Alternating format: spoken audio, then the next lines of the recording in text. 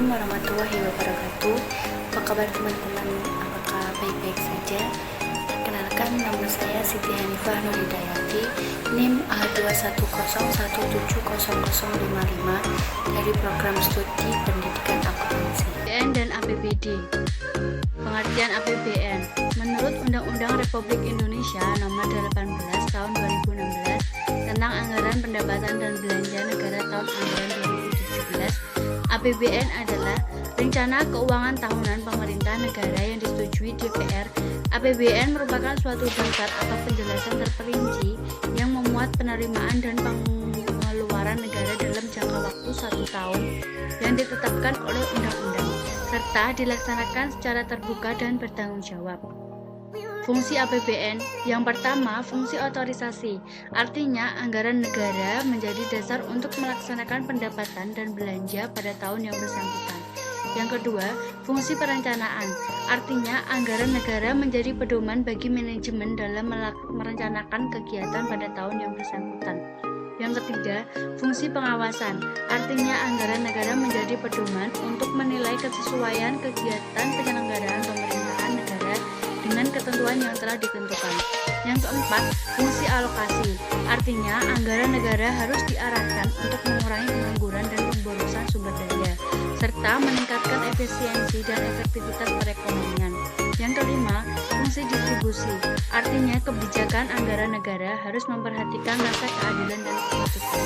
Yang terakhir, fungsi stabilisasi, artinya anggaran pemerintah menjadi alat untuk memelihara dan mengupayakan keseimbangan fundamental perekonomian.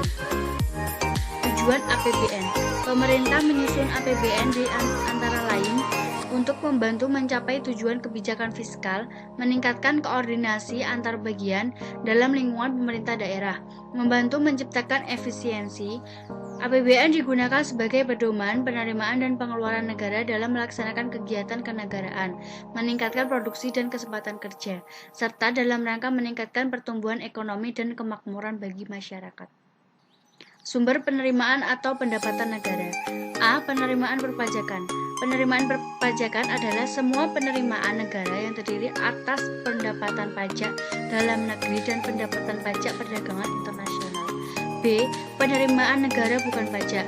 Yang pertama, penerimaan sumber daya alam. Yang kedua, bagian pemerintah atas laba BUMN. Yang ketiga, penerimaan bukan pajak lainnya.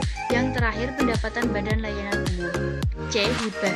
Hibah merupakan penerimaan negara dalam bentuk devisa atau devisa yang dirupiahkan, rupiah maupun dalam bentuk barang, jasa, dan surat berharga yang diperoleh dari pemberi hibah yang tidak perlu dibayar kembali. Jenis-jenis pengeluaran atau belanja negara. A. Belanja pemerintah pusat. Yang pertama, belanja pegawai. Yang kedua, belanja barang. Yang ketiga, belanja modal. Yang keempat, pembayaran bunga utang. Yang selanjutnya yaitu subsidi, belanja hibah, bantuan sosial, belanja lain-lain. B. Belanja pemerintah daerah. Belanja pemerintah daerah dibagi menjadi 3, yaitu dana perimbangan, merupakan dana yang bersumber dari pendapatan APBN yang dialokasikan kepada daerah untuk mendanai kebutuhan daerah.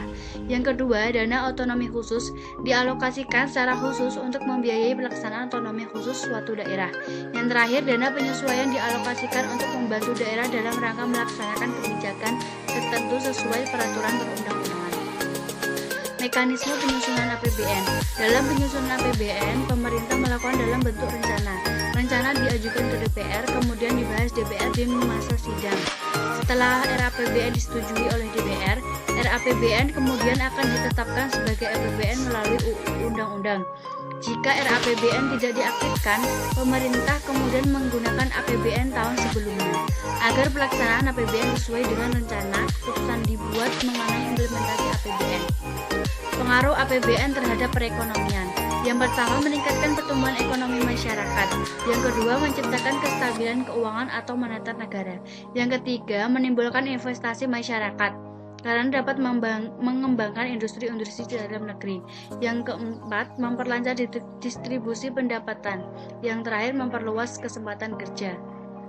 Pengertian APBD. APBD adalah rencana keuangan tahunan pemerintahan daerah yang dibahas dan disetujui bersama oleh pemerintah daerah dan Dewan Perwakilan Rakyat daerah dan ditetapkan dengan peraturan daerah.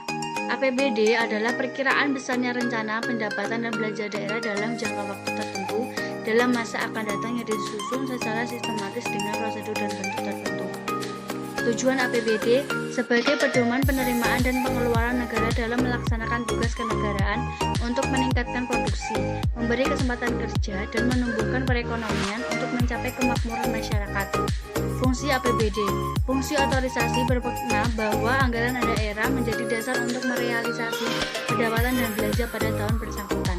Yang kedua, fungsi perencanaan bermakna bahwa anggaran daerah menjadi pedoman bagi manajemen dalam merencanakan kegiatan pada tahun yang bersangkutan. Yang ketiga, fungsi pengawasan mengandung makna bahwa anggaran daerah menjadi pedoman untuk menilai keberhasilan atau kegagalan penyelenggaraan pemerintah daerah.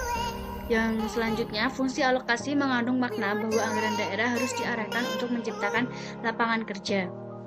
Fungsi distribusi memiliki makna bahwa kebijakan-kebijakan dalam penganggaran daerah harus memperhatikan rasa keadilan dan kepatutan. Yang terakhir, fungsi stabilitasi memiliki makna bahwa anggaran daerah menjadi alat untuk memelihara dan mengupayakan keseimbangan fundamental perekonomian daerah. Sumber-sumber penerimaan atau pendapatan daerah. A. Pendapatan asli daerah. Yang pertama, pajak daerah, retribusi daerah, laba dari BUMD dan hasil pengelolaan kekayaan daerah. Yang keempat, lain-lain dari pendapatan asli daerah. B. Dana perimbangan merupakan dana yang berasal dari APBN yang dialokasikan ke daerah untuk membiayai keperluan daerah dalam upaya desentralisasi keuangan. C. Pinjaman daerah merupakan transaksi yang menimbulkan kewajiban kepada pihak lain sebagai alternatif pembiayaan APBD. Yang terakhir, lain-lain dari pendapatan yang sah. Pendapatan ini bisa berasal dari hibah, tidak mengikat. Mekanisme penyusunan APBD. Yang pertama, sesuai dengan kebutuhan penyelenggaraan urusan pemerintahan yang menjadi kewenangan daerah. Yang kedua, tertib, taat dan pada ketentuan peraturan perundang-undangan, efisiens, ekonomis, efektif, bertanggung jawab, dan dengan memperhatikan rasa keadilan, kepatutan, dan manfaat untuk masyarakat. Yang terakhir, tepat waktu sesuai dengan tahapan dan jadwal yang telah ditetapkan dalam peraturan perundang-undangan.